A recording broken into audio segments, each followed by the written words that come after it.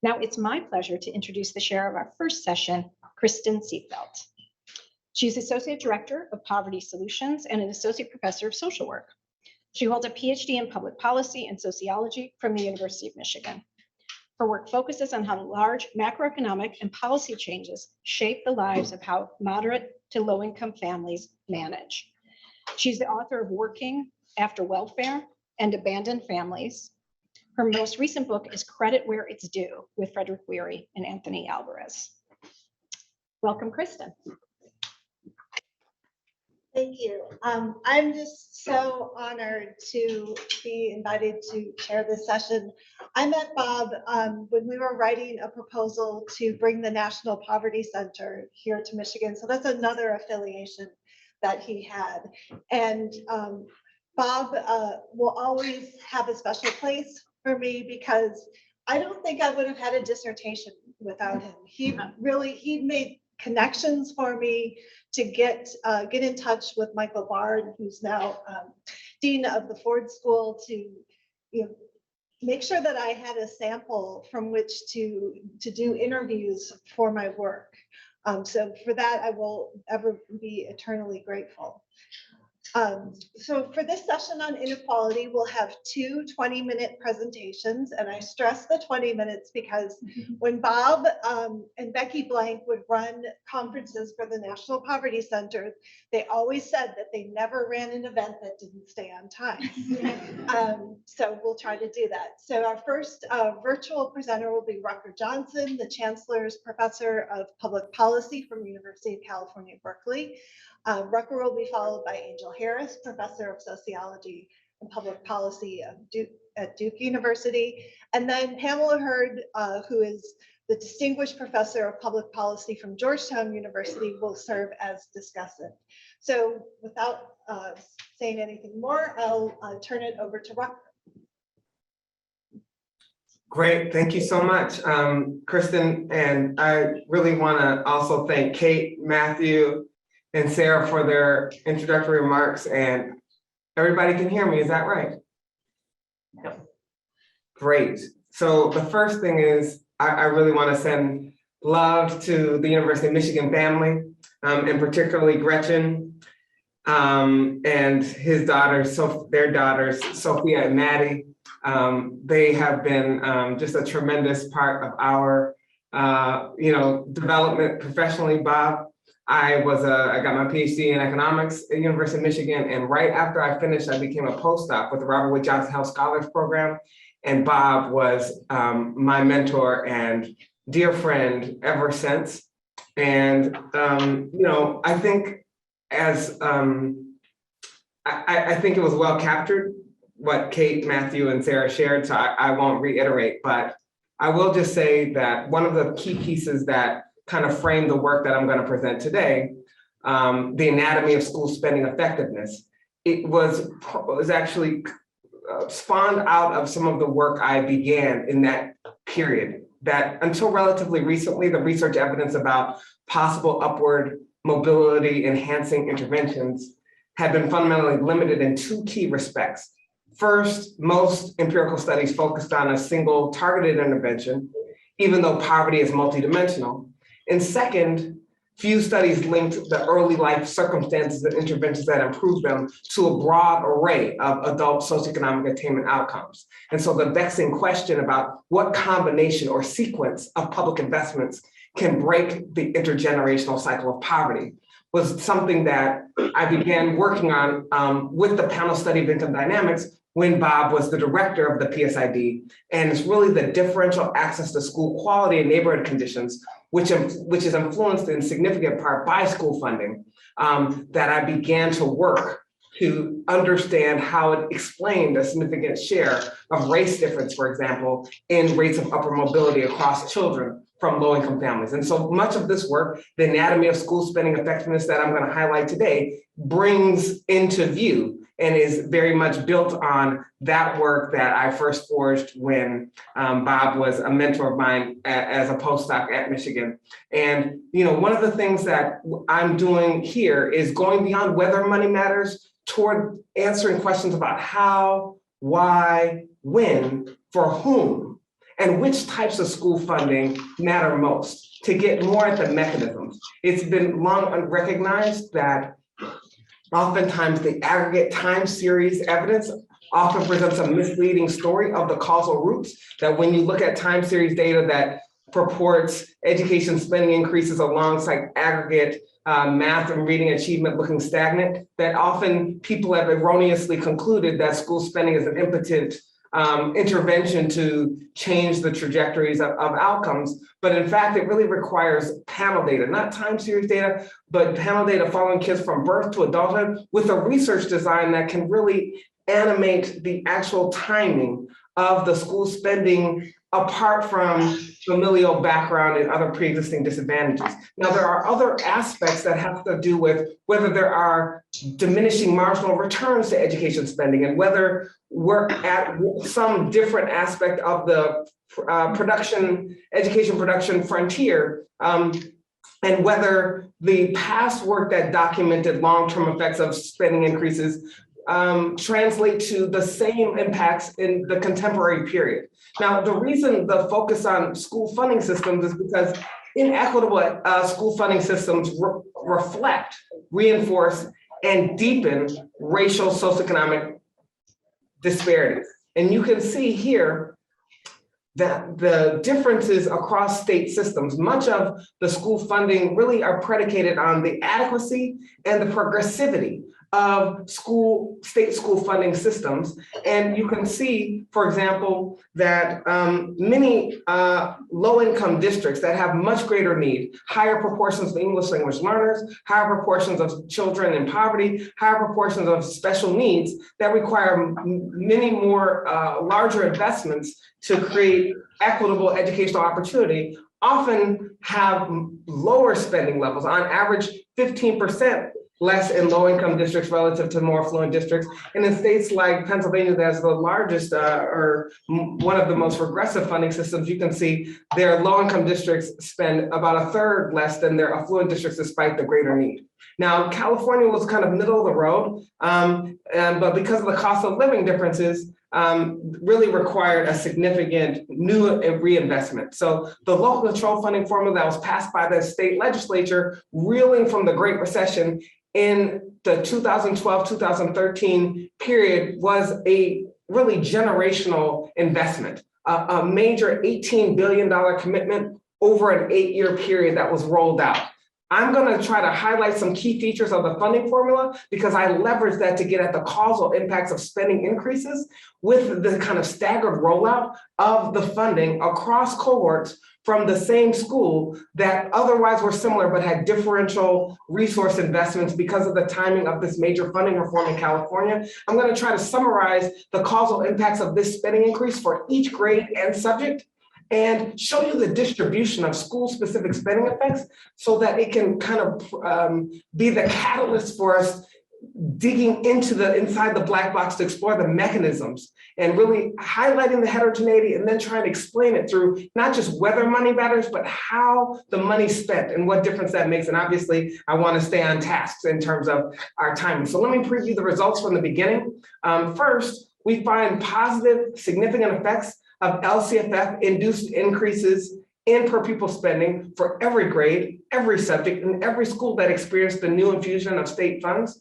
We find the impacts on achievement increased with the school age years of exposure and with the amount of increased LCFF funding that school or district received. We find impacts on college readiness and high school graduation rates and significant narrowing of the achievement gap, both particularly the synergistic effects in the early elementary school years and effects on early English language learners. Now, one of the things that is important to highlight is certainly the large achievement gaps in American public schools persist across race, ethnicity, and socioeconomic status divides. This is just a documentation of this figure actually shows the entire universe of public school districts in the United States.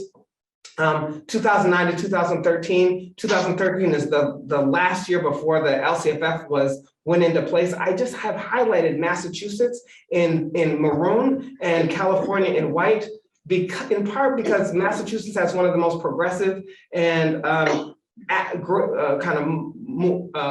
significant adequacy formulas, funding formulas, and you can see them outperforming California across every kind of socioeconomic status indicator. What we have on the x-axis is the poorest districts, most socioeconomically disadvantaged, all the way to the most affluent, and we have the achievement NAEP norm and put in grade level equivalence, where 0 is the average achievement for that grade level, where 1 is 1 year above grade level and -1 would be 1 grade level below average on the national scale. And what you can see is that achievement is roughly 2 to 3 grade levels behind for students from more disadvantaged backgrounds than affluent ones. We want to kind of highlight how achievement is being influenced by the structure of the funding formula in the respective places, here zeroing in on California. Now, low control funding formula, it was an 8-year,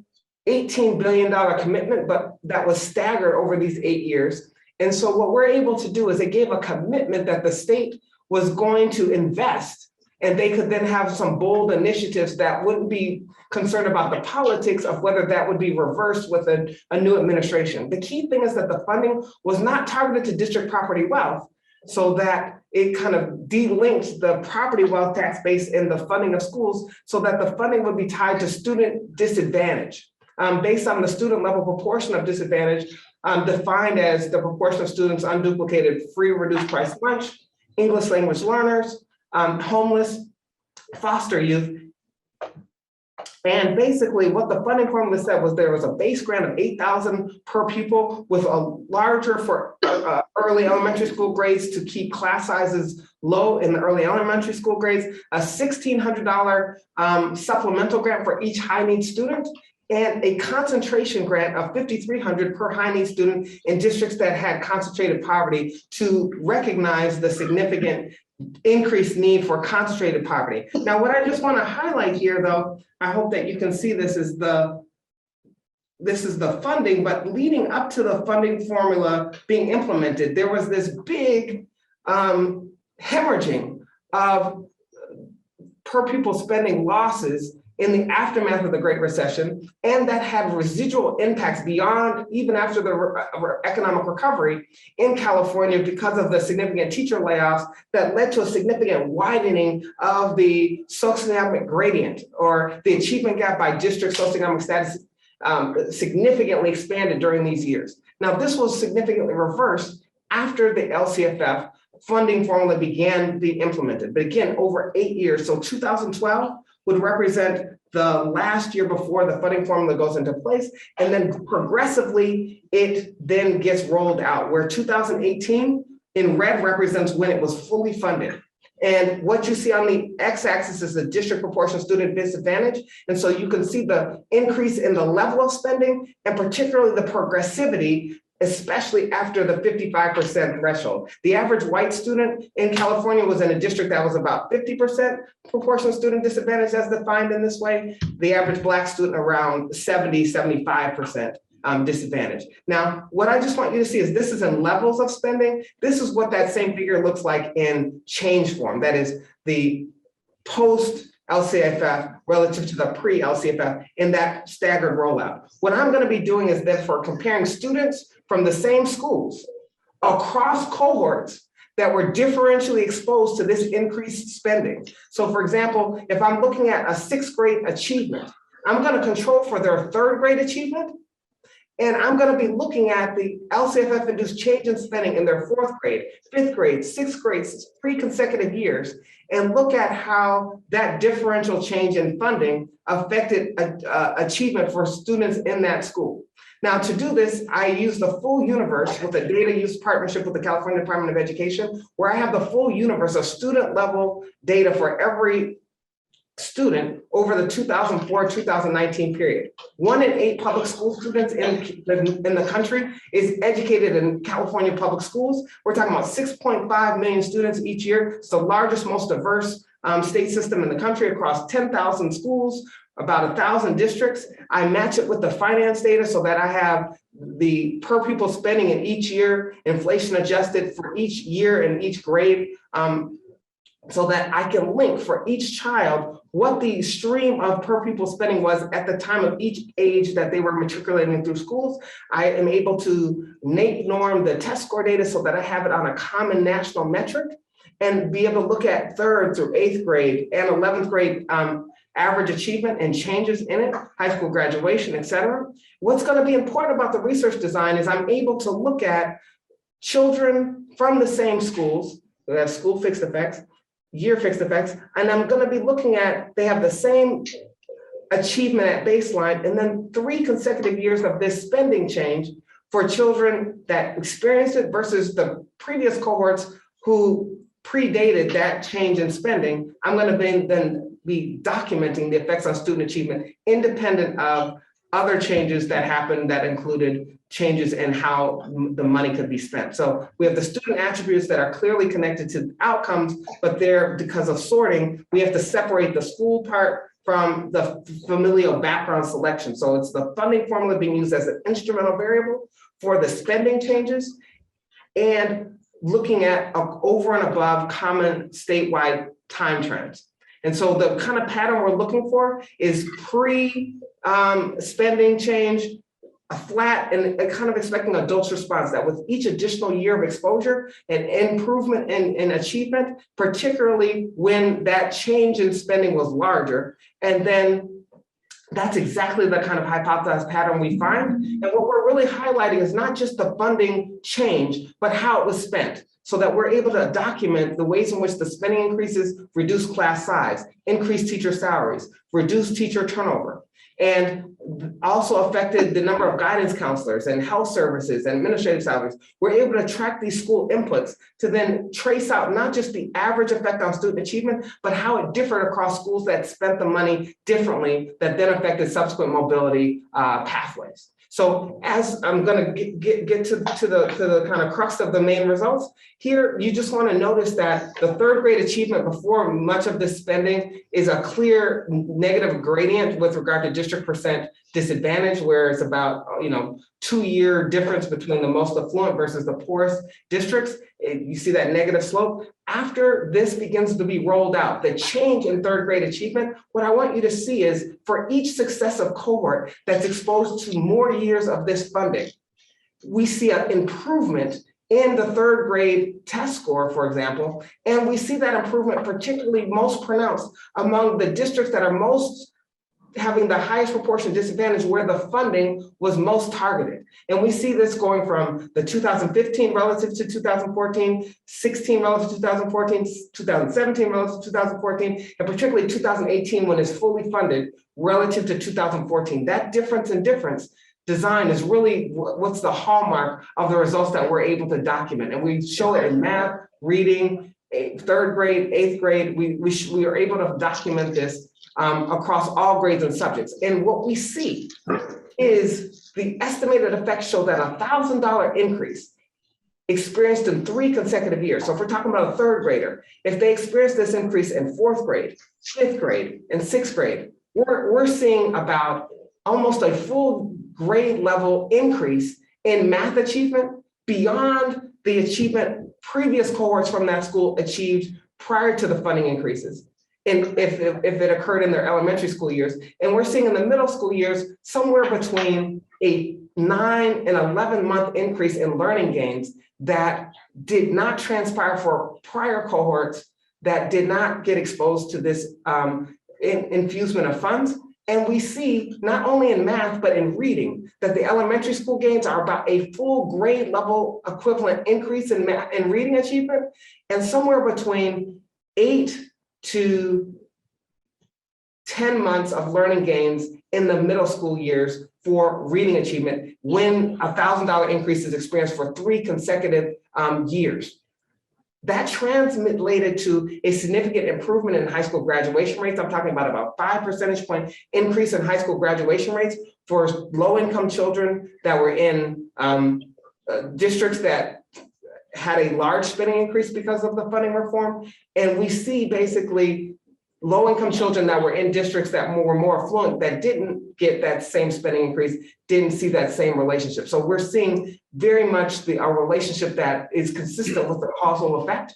And moreover, that when we look at college readiness markers, that is the proportion that meet college readiness standards in math and reading that are highly predictive of college success, we see about $1,000 increase in per pupil spending experienced throughout the high school years, 9th grade, 10th grade, 11th grade consecutively, led to a 9.7 percentage point increase in the likelihood of meeting college readiness standards in math, and about an 8 percentage point increase in the likelihood of meeting the college readiness standards in reading. Now, all of this transpired in the 7 years leading up to the pandemic. And the pandemic has often, reversed many of these gains. But the point is, during the period leading up to the pandemic, we're on a track, and we begin to document what types of spending on average are most effective in boosting student achievement. So we're seeing this effect on average, but can we trace out which type of funding matters most? So we kind of try to break out the 3 C's of why effects are heterogeneous. Heterogeneous treatment effects are partly due to some districts had a bigger funding change, but also how did they spend the money? And then some districts have larger proportions of English language learners and other student characteristics that can affect effectiveness. And some set of schools have many more students that didn't have, say, pre-K, had more significant school readiness gaps at kindergarten entry. We look at what different school contexts in terms of segregation levels in schools affecting the efficacy of school spending increases. So we look at all of those pieces. In the interest of time, let me just summarize.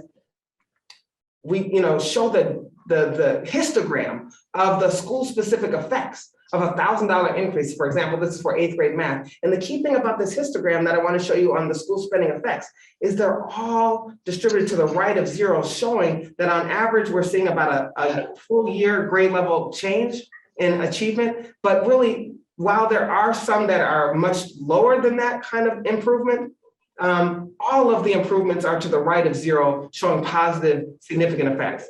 I'm getting to my close because I know I'm on time. I know I'm getting close to overtime. So let me just summarize this heterogeneity, and don't want Bob shining down on me in a way without his approval. So we see the class size, teacher salaries, teacher turnover. These components, these 3 components in particular, are, I don't know, it doesn't seem like the slide is moving with me. But right now I'm trying to say the instructional expenditures devoted to class size, teacher salaries, teacher turnover are the 3 biggest parts of explaining the school spending effectiveness. Somewhere between 80% of the effectiveness is being explained by that piece. It seems like I lost my connection, and that's why you can't see my slide deck changing, but that's probably also saying I need to get to my close. I have this one final slide I'm trying to show you.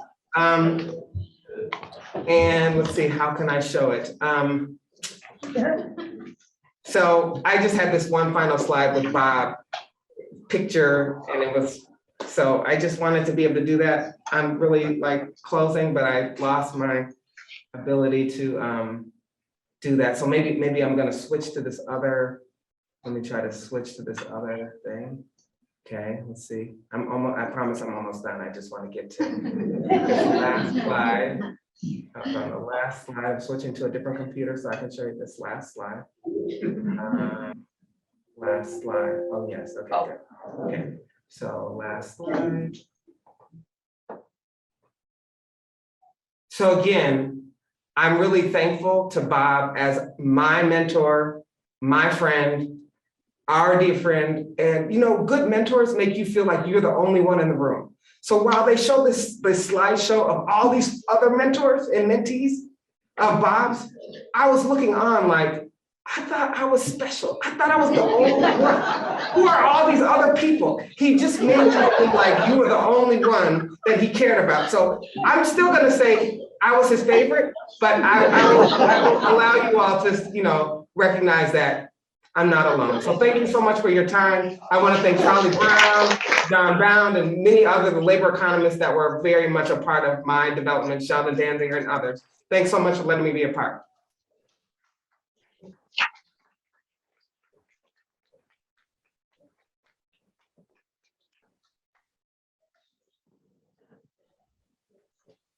I'm the guy that didn't pay attention, that didn't follow rules.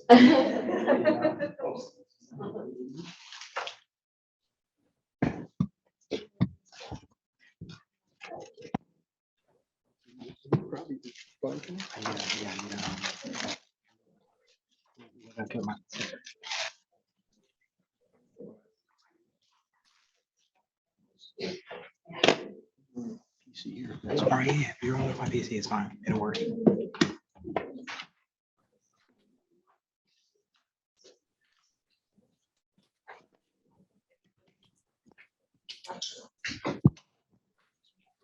No, yeah, we should have that much.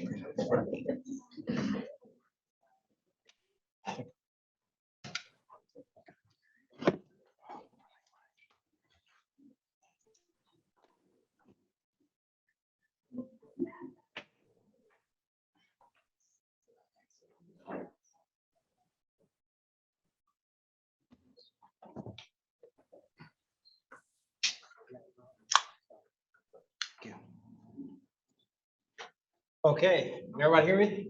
Yeah. All right, so I'm Angel Harris. So Bob Shing, before I begin, so don't start my clock yet.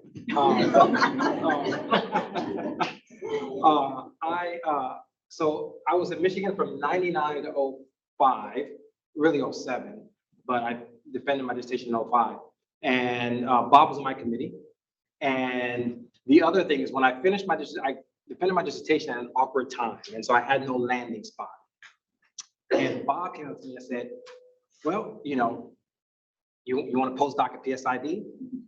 And it magically happened. He wrote a supplement to the NICHD.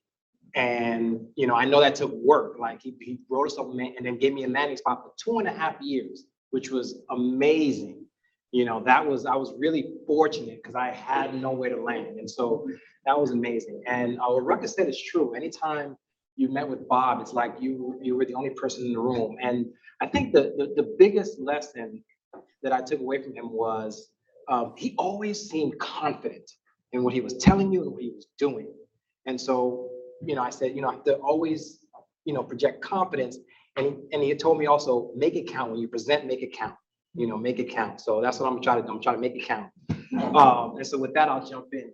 Now we can start the clock. So what I'm showing you is I'm going to show you, well, first let me tell you what I'm going to do is I'm going to show you some inequality that I studied. Then I'm going to show you results from a couple of studies. And then I'm going to show you how I think about inequality and how I think people need to think and talk about inequality. And so let's jump right in. So here's the achievement gap. So what I'm showing you is achievement for Black, whites, and Hispanics, 12th graders. The bold line represents the 12th grade proficiency line. Each test a scale, so the 300 is considered proficient. And what you're seeing is that white 12th graders are closer to being proficient than Black and Hispanic 12th graders. In order to give you a sense of the magnitude of the gap, the red line corresponds to white 8th graders. So what you see is that it's a 4-year gap from the 4 years from the red line to the top of that bar. But the other thing you'll notice is that on average, Black and Hispanic 12th graders are graduating high school with the equivalent of 8th grade skill set. So it's a 4-year gap. Here's another way of showing you the gap. This is how the gap has been changing over time among 12th graders from 1965 to 1992. I know that's a long time ago, but there's a point. And so what you're seeing is a standardized gap. For those who are not statistically inclined in the room, think of it this way. In 1965, the achievement gap between Black and white 12th graders stood at $1.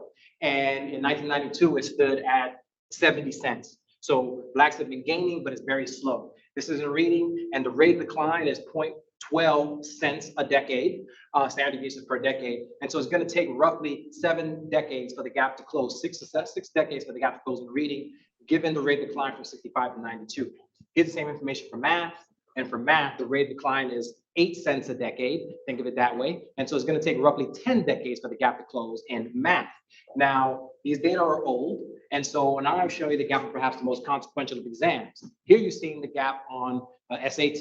And the scores aren't important. What's important is that the lines are parallel and they're not converging. You're seeing SAT scores from 1996 all the way to 2019 for Asians, whites, Blacks, and Latinx. Black and Latinx are the bottom 2 lines. They're not converging. So we haven't begun to cut into the projected declines of 6 decades in reading. And so those projections were made in 1999. Here we are in 2019, and the convergence from 65 to 92, that convergence is stalled. And so it's 6 decades from today, absent any major intervention. Here's the same information for math, And so for math, you see that the gap is not declining at all. And so we have not begun to cut into the projected 10 decades that it's going to take to close the gap in math. Now, why should we all care about this? Here I'm showing you the percent of the US population that is white and non-white. The gray portion of the bar represents the percent of the US population that is white. The darker portion represents the percent of the US population that is non-white. The bold line in the middle represents the 50% bar. What you're seeing there is that in 1990, 75% of the US population was white, and you see it's declining slowly but surely. These bars here go from 2020 to 2050 in 5-year increments. And what you're seeing there is that if you stop at 2020, 59% of the population is white. And I made the slide years ago, so I was actually wrong. When the census came out, it's actually 57% of the population is white. And so the decline in white population is happening faster than we expected. But let's stay here in 2030. In 2030, it's not a long time from now. It's 8 years from now. And you're gonna have roughly 45, 55. You cannot have nearly half your population walking around with the equivalent of 8th grade skill set. There's no way that doesn't affect everyone. And so this is a big problem that's going to affect everyone in this country in about 10 to 15 years. You're losing a lot of innovation from that darker shade of the bar. There are a lot of people in that group that the cure for cancer could be in there. The cure for ALS could be in there, and you're not accessing it because there's this achievement gap and children aren't being educated. All children aren't being educated adequately. So this is why we should all care about this. Now, there have been many explanations of the achievement gap. And so some are genetic deficiencies, resources, differences in funding, bias in testing. There are a lot of different explanations, and people have thrown they're looking for the silver bullet. So they've thrown the kitchen sink at this problem. My research focuses on the bottom two, which is cultural deficiency and parental involvement. I've written 2 books. One is on cultural deficiency, and the second one was on parental involvement. The second one, parental involvement, actually was dedicated to Bob Schoeni. That was in 2014. Anyway, these books basically suggest that the problem is not in these explanations. So I've crossed out the one. We shouldn't waste our time talking about the ones that are crossed out. So the achievement gap isn't because of parental involvement or lack of parental involvement for certain groups. There's no empirical support for that. And it's not because of cultural deficiency. So, in order to move the conversation forward in a way that's meaningful, we can skip over those explanations. You can trust me, the research is solid.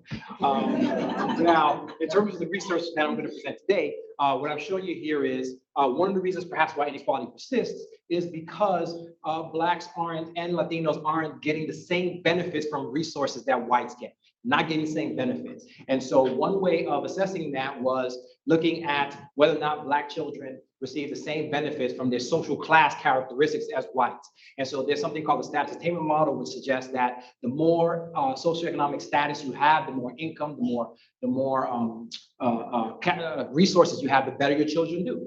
Right? And so that's a status attainment model. And so the reason why is because when you have more socioeconomic status, you have higher economic capital, you have more cultural capital, you know how to behave in schools and navigate the school system, you have more social capital. And that's why more resources matter for education. However, there are racialized processes that might constrain this effect for Blacks. And so why? What are those processes? One is that there's a difference in wealth. And so Blacks may have high income, but they're not getting the bang for the buck on that because they don't have the same wealth as whites. Another could be that there's discrimination and there are different racialized tracking, labor market factors, just life in general. And then there's segregation. So that's another factor. So there are factors that constrain the extent to which Blacks benefit from social class. And so using a nationally representative data, it's a very good data set. What I did was I compared Blacks and whites on the extent to which they benefit from social class characteristics. And so it's a very basic model. In English, what this is saying is that I'm predicting college enrollment as a function of social class, race, and then race-class interaction. This will make sense for people who are non-statistically inclined. And then I did the same thing for educational attainment. So very basic model and added a bunch of controls. So here are the results. And so what you're seeing here is that on average, as education increases, right? As education increases, you see that right there. Wrong button. Wrong, but go back. As education increases, you see that the probability of enrolling in college increases. Income. Sorry, it's income. As family income goes up, you see that more whites are likely to enroll in college. And then you see the same thing for Blacks, but it's flatter. So Blacks aren't benefiting from their parents' income the same way whites are. And this is mother's characteristics and father's characteristics. Okay, so the take home is that Blacks benefit less from family income. Now, this is on educational attainment. You see the same thing. Blacks benefit less from family income on both college enrollment and educational attainment. The gray bar is whites, darker bar is Blacks. So as the income goes up, whites tend to get more benefit or more bang for the buck from their parents' income than Blacks do. Here is the next one on, parents' education. And so the gray triangle is parents with a bachelor's degree, and the square is parents with a high school diploma. And this is for white mothers. And so you see here that for white children whose mothers have a high school diploma, 75% are likely to enroll in college, versus those whose mothers have a bachelor's degree, is about 86%. So that's an 11% boom. In other words, for white children, when their moms go from high school to college graduate, that kid's likelihood of enrolling in college increases by 11%. That's for white mothers. For children, the Black mothers, it's about 10%. For fathers, white fathers is 13%. For Black fathers, it's only 7%. So what you're seeing here is that Blacks benefit less from father's education on college enrollment. Here is on educational attainment, and you're seeing the same pattern. White mothers and Black mothers, those kids benefit the same. However, Black children aren't benefiting from their father's educational attainment in the same way. So that's an issue. And then here is among mothers not in two-parent households. So among mothers not in two-parent households, for white children, they do get a bang for the buck in terms of their mom's profession, right? From blue-collar profession. However, Black children do not. So the take-home is that Blacks receive fewer returns from gains in social class than whites. That is the take-home. Let's put a pin in that. The second finding that I want to show you is, and I'm going to speed through this one. I feel like I'm talking fast. There's a lot I want to cover. I'm going to speed through this one. This is the boring part of the presentation.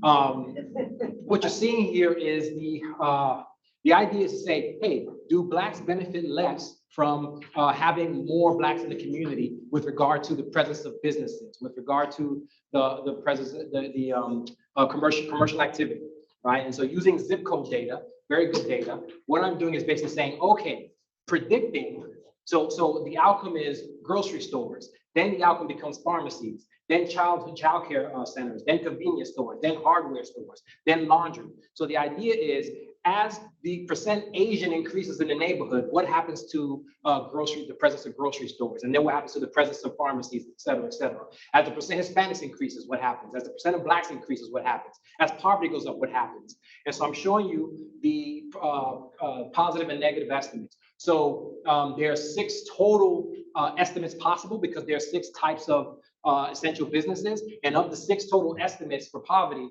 3 of them were negative, 1 was positive. In other words, businesses leave as poverty goes up.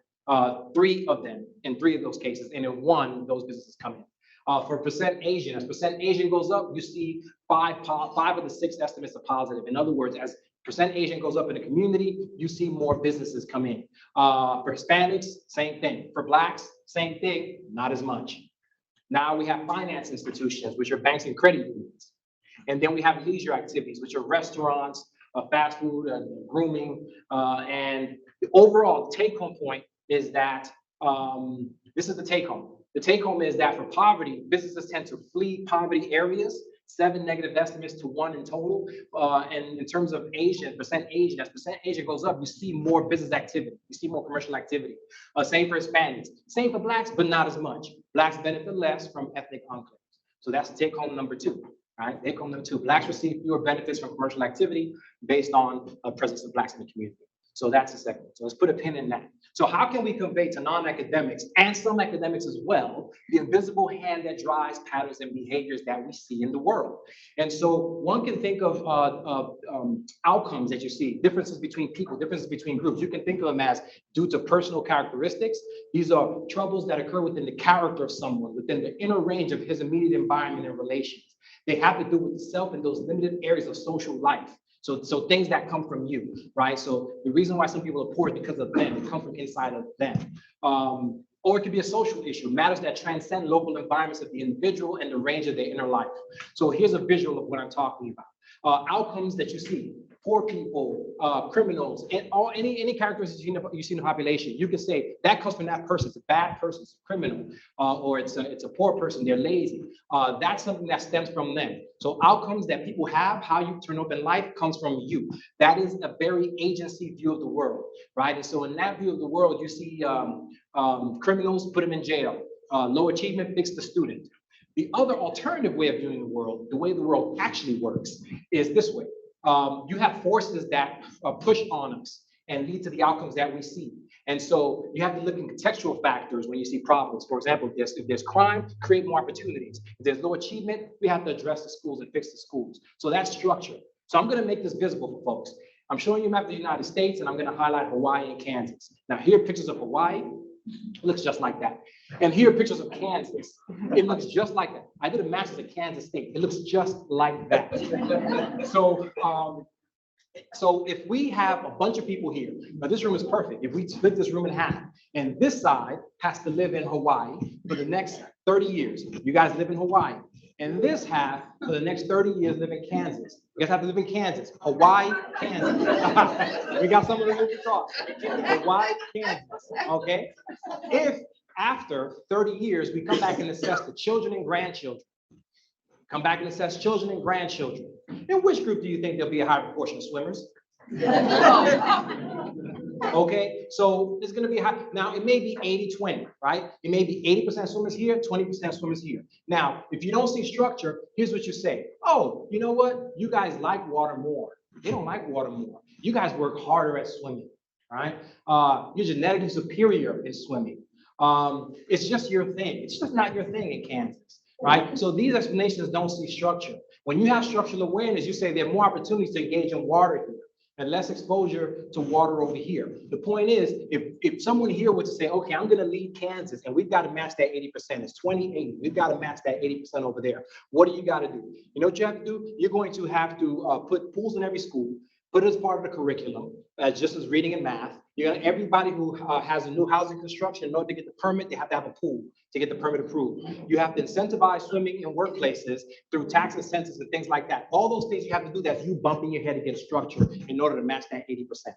Okay, that's structure. Okay, here's another example. What do most people see here? You see criminals, you see thugs, you see gangsters, right? And so let me reorient you to see structure here. Here are 3 scenarios: 10 dogs and 10 bowls of food. 10 dogs and 10 bowls of food. Now, let's have these are different kennels. So Kate runs kennel 1, scenario 1, Sarah runs scenario 2, and Matthew runs scenario 3. Now, let's do something different here. For scenario 2, we're gonna take away 2 bowls of food, and scenario 3, we're gonna take 5 bowls of food. Now, somebody's gonna say, hey, scenario 1, you know, Kate knows how to run a kennel. There are no issues. Her dogs are really, really happy. They're really, really happy. You put 10 bowls down, each dog runs to a bowl. Now, in scenario 2, you got some problems because 2 dogs are going to have to share with 2 other dogs. You got a problem. Scenario 3, Matthew doesn't know how to run a kennel. If you change it to kids and toys, you can say, what's wrong with those kids in scenario 3? They're misbehaving. They don't know how to behave. They're bad kids. They're bad children. They don't know how to behave. The kids in scenario 1, those are good children. They know how to behave really well. When you don't see structure, that's the explanation. It's coming from the individual. When you see structure, you say, you know what? Doesn't matter who you put in scenario 3, you're going to have some problems. Structure will always have its say in society. And structure can sometimes supersede race because when you put white people in scenario 3, this is what you have. The issue is that fewer white people live in scenario 3 with the fewer bowls of food, right? And so here's my final example, Affluentville and Hoodtown. So in Affluentville, you have some nice cars in Affluentville, and everyone's trying to get to the top, and you see potholes. Now in Affluentville, by and large, most cars make it to the top. Not everyone makes it. There's one car that got caught up, and the other car, the one car that got caught up was the one that was, you know, some of these kids in Michigan probably smoke from time to time, and that's the one bringing in the supply. The other one that navigated the pothole was the one that hung with them, but crisis was averted when parents threw money at it. Sometimes that kid that navigated the pothole can go on to be president, but let's keep moving. The one in Hoodtown, now in Hoodtown, here's what you get. Not everyone makes it to the top. When you don't see structure, the people in Affluentville can say, what's wrong with you guys? Why do you guys have more car repair bills? Why do you guys run into potholes more often? Just open your eyes, it's easy. You guys don't know how to drive, you guys are genetically inferior in driving, right? People in Hoodtown would say, it's not the same thing. So that person at the top in Hoodtown can look at those in Affluentville and say, that's not the same thing. I'm Keisha from Philly and I'm in Michigan. That's way more impressive than Sarah from Beverly Hills at Michigan. Sure, it's a good accomplishment, but boy, Keisha had to navigate a lot of potholes to get there. All right, structure will always have its say. Same thing with donuts. If you put 50 donuts in one town and 2 donut shops in another town, in which town you think you can have more obesity, independent of people's desires and interests? Structure will have its say on the proportions that we see in the population. So why don't people see structure? Here's my final 3 slides. The reason why people don't see structure is because we are too attached to our eyes and what we see. We trust what we see too much. So here's the aerial shot of University of Michigan. Here's where you want to sit when you go to a game. Let's say we're sitting here in this corner. This is the corner we're sitting in. Let's say we see a bunch of people getting arrested, fighting, carrying on, cursing. We leave the stadium, we say, boy, those Michigan fans are rowdy. I'm never going to another game again. They don't know how to behave. As we're leaving, we overhear the head of security say, what a great night this was. Very, very good night. We wonder what they're talking about. We say, how can you say this? The person says, well, the average number, we have 14 arrests tonight, but the average number of arrests for events in the state of Michigan, Michigan State, University of Michigan, Central Michigan, Eastern Michigan, Western Michigan, Detroit Tigers, Detroit Red Wings, Lions, of all those, the average number of arrests is 32. We have 14 tonight. This is the best night of the year, in fact. How can this be? So they take out a map of the stadium and show us the aerial view of the stadium with a color-coded chart and say, this is where you were sitting, right? And here are the arrests we saw tonight. And then they color code the danger zone. Guess what? We were sitting in the red. When you're sitting in the red, our eyes were real. It's real data. It's really what we saw. We really saw this. However, I always tell people, don't believe everything you think, because much of what you think is wrong. I don't believe anything I see. And so, I have to stand back and say, what's the aerial view that I'm looking at? And am I looking at somebody who's in Kansas or Hawaii before I start to sing their praises? And so when you lack the aerial view and perspective, you subscribe to guy who philosophy or guy who social science. In other words, somebody says, education is important for the future. So I'm like, that's not true. I know a guy who dropped out of high school and he's a millionaire now. That's guy who. I don't subscribe to guy who, I subscribe to data and empiricism. So the third and final slide I have, the third takeaway is that Blacks benefit less from resources. And part of the reason why is because there's structural factors and constraints. They're in Kansas, they're in a place with a lot of potholes. And these things are invisible to people. And when people don't see them, it's easy to say it's because of them. It's something internal to them. They don't want to work as hard. It's something internal to them. Women get paid less. You know why? They don't work as hard as guys. That's why. Right? When you don't see structure, that's what you say. And you trust your eyes. And so that's the problem. So in order to have effective dialogue and address inequality, we have to have more dialogue about inequality in a way that makes structure visible. And the other thing is we have to understand how structure drives the lack of effectiveness in policy. There's a whole ecosystem that politicians live in and the way policy works. And there's a structural reason why things don't change or change very slowly over time. And so with that, I'll stop and I hope I made it count.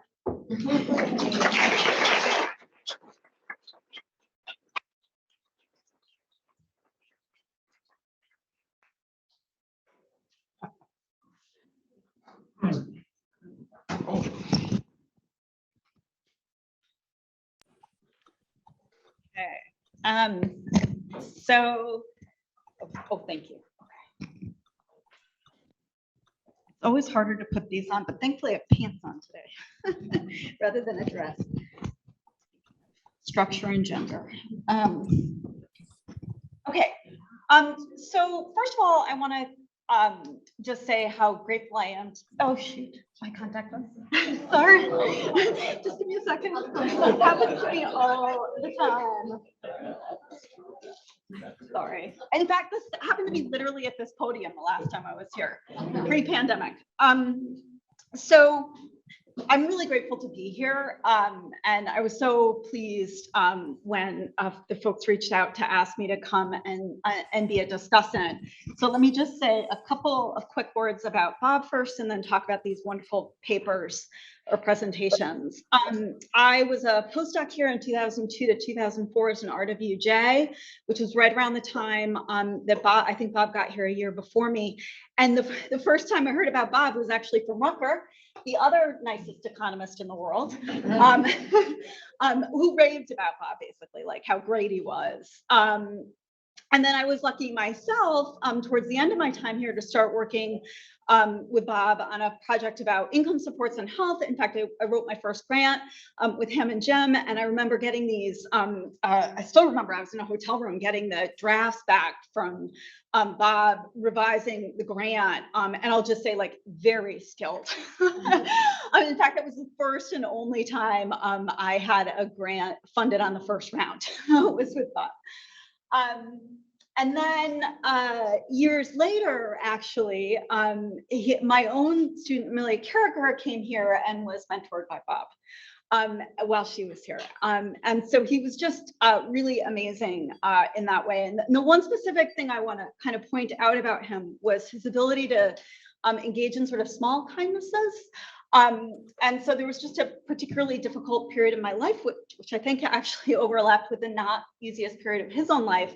And he just engaged in a very, very small kindness, which literally involved like reaching out and sending me a message.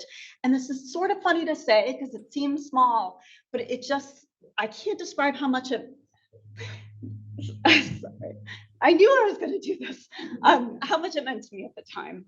But, you know, it certainly wasn't the only small kindness that I witnessed Bob engage in or that I myself experienced, but just a really, really great lesson from him. But let's move on to the work and these wonderful papers and presentations. And the first thing that struck me when I got the slides and papers that that Rucker and Angel were going to present was the fact that you know, he worked on things that matter, right? And these are just tremendous examples of scholars, his former mentees, who work on things that really matter. And you know, I think there's all kinds of academics, right? Some folks are driven by like really interesting causal designs, and some folks are driven by questions. And these are two papers that I think are really driven not just by questions, but about topics and policy relevant problems, social problems that really, really matter, and people who have to think really hard and very carefully about how they engage in the empirical work to really answer those questions. And I think these are wonderful examples of that. So Rucker, right, is focused really on how school funding formulas, which are really about how we redistribute resources, right? How do we redistribute resources, and how can that really help in terms of reducing inequality and improving social mobility? And then, of course, Angel's really wonderful work on how to think about how individual resources versus structural constraints matter in terms of shaping, in this case, racial inequalities and educational outcomes. And I have to say, I got the paper from Angel, but I didn't get the slides, but I feel very like simpatico on our sociologist sort of shared sociological framing here, because when I was reading it, I was kind of trying to put some thoughts about both papers, and I was like, oh, I see what the theme here is. The theme is it's about structure, not individual agency, right? And then of course the end of your talk is just that. And so I'm going to wrap up really quickly here and actually ask a question so I can kick off what I'm sure are really good questions that people have in the audience and a good discussion. But on that point, in terms of thinking about how both of these papers really focus on how it's less about individual agency, and I think Rucker's prior work on school segregation and how school desegregation influenced outcomes for Black students, I think has this very similar theme actually, in a way, that it's really about these sort of structural changes that matter less than it is about sort of individual resources. And so the question that I want to ask both of them to kind of kick this off is, you know, over the past couple of years, particularly during the pandemic, we have had these really kind of amazing policy interventions that were actually heavily focused on improving individual outcomes, right? The amazing expansion of the child tax credit, the income subsidies that we gave to people. But those, in fact, are really kind of an individual and improving individual resources kind of explanation. And I'm not a person who's sort of either or, we can only do one thing or the other. But I was curious what both of them thought about kind of this sort of generic approach to policy that we've especially seen over the past couple of years, although there's sort of a legacy of that in US social welfare policy. versus the kind of factors that both of you identified really in terms of structural factors that really matter and how we would think about policy differently if we thought about policy more in terms of structure rather than purely in terms of individual resources. So I'll kick it off there and I will go, or who's going to run Q&A actually? Okay, great. Thank you, Kristen.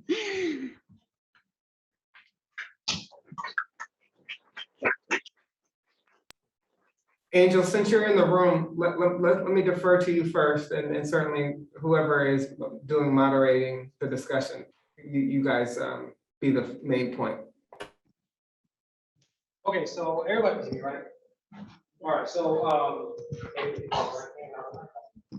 okay, so the policies that I think a lot of policies, particularly child tax credit, what that reminds me is I don't know if people here have heard of the Starfish Story, right? So there's a woman on the beach, there's a bunch of beach starfish, and she picks up the starfish and tosses it back in the water gently.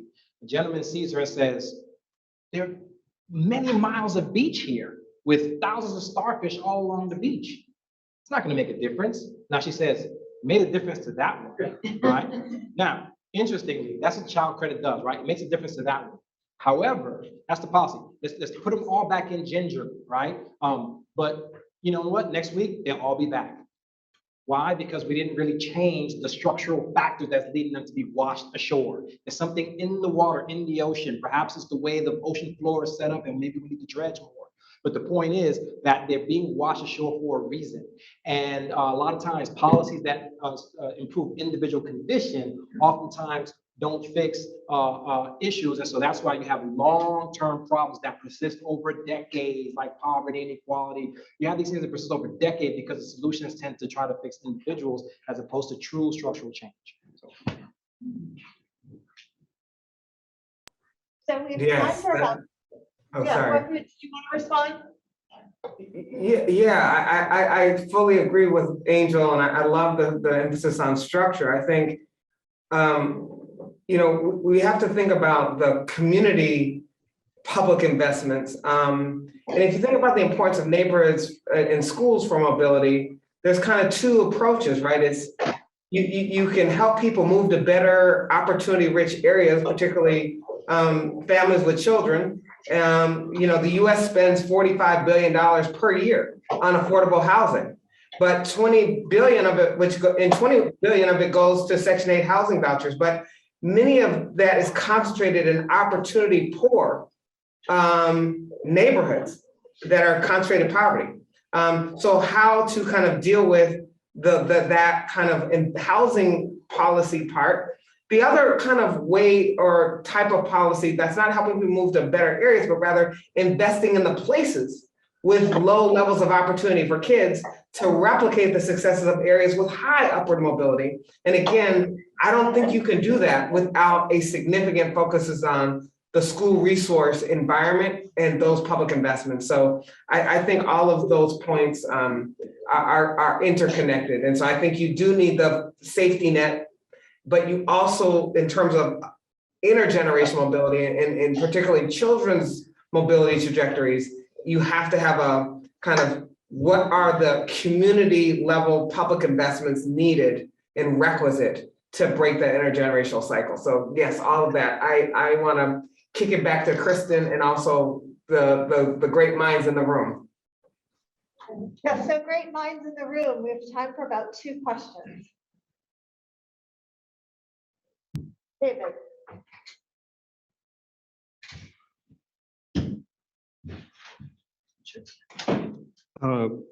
Question for Rucker. You didn't really say this, but kind of implicit. As I know the literature about resources spent in schools on things like class sizes, it looks like you're finding effects that are much larger than are traditionally found in the literature, and is partly the slides that we didn't get to see, perhaps in the final part. But I wonder if you could just talk about.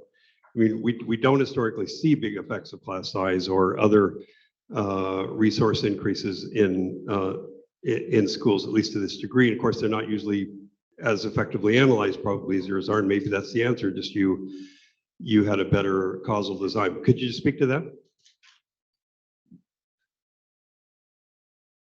Thanks for that. Yeah, so these are much bigger than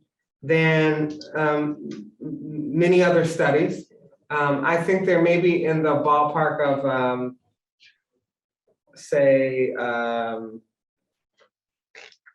a study that looked at Massachusetts school finance reform that had been done previously. But in general, you're right, they're much larger effects. I think a big part that I see is I'm able to control for the baseline student level achievement in addition to the school fixed effects and year fixed effects.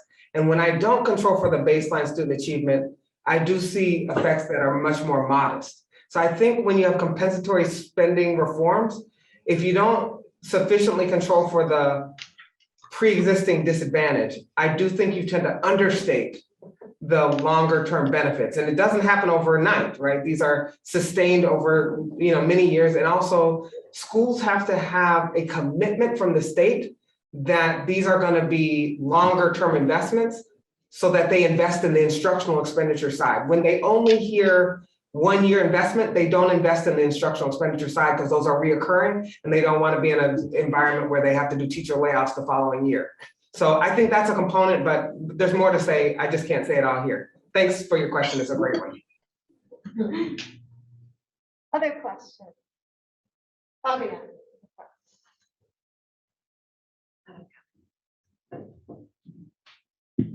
It's also a question for Rucker because it follows up in some sense on what David asked, which is the effects are large and the costs, in my view, are low. I wanna hear you sort of tell us just how cheap or how expensive this is. I think there are two ways to look at this: 6.3 million students, 1,000 per, times 3, and so on. Seems big, but seems tiny to me if you think about the U.S. in international comparison, or you think about it in comparison to the federal defense budget. This is cheap. Do you think so too? Yes, I agree that it's cost effective, that the consequences of not investing, and particularly not the early investments, I really think that you see this across all of our systems, that healthcare systems, we invest late.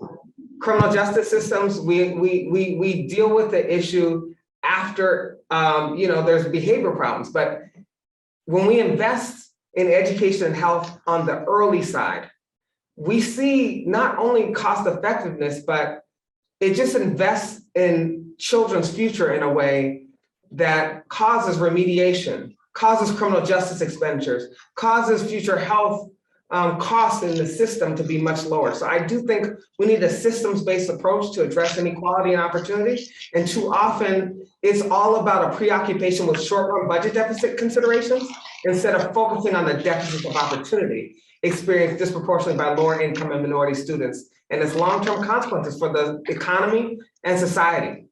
So I do think we need to push toward less incrementalism and rather some more comprehensive sustainable reform. Yeah, so I just wanted to add that part of what Rucker's talking about, investing on the early end with school and education, that's part of, building more pools in Kansas, right? So, and what makes that hard to do is that you have to think of the fact that when it comes to policy approaches, we have this narrative in this country that this is the land of opportunity and individualism, hard work and effort. If you work hard, you can put your mind to it, you can be whatever you want to be. And so there's that narrative. And when you put that together with the fact that life is lived at the individual level, then when you see these outcomes and all these social problems like inequality, it's really hard to get a lot of public support for this large systemic type of intervention that Rucker is mentioning, because people, big chunk of the country doesn't see, they don't see structure, and they say, well, this is how I did it. And a lot of times it's hard to get that kind of support. And so that's part of the issue there as well. And so we need a massive campaign in this country to help people flip their mindset out to be able to see, pull away from their eyes and see the aerial view. Let's give a hand to our presenters.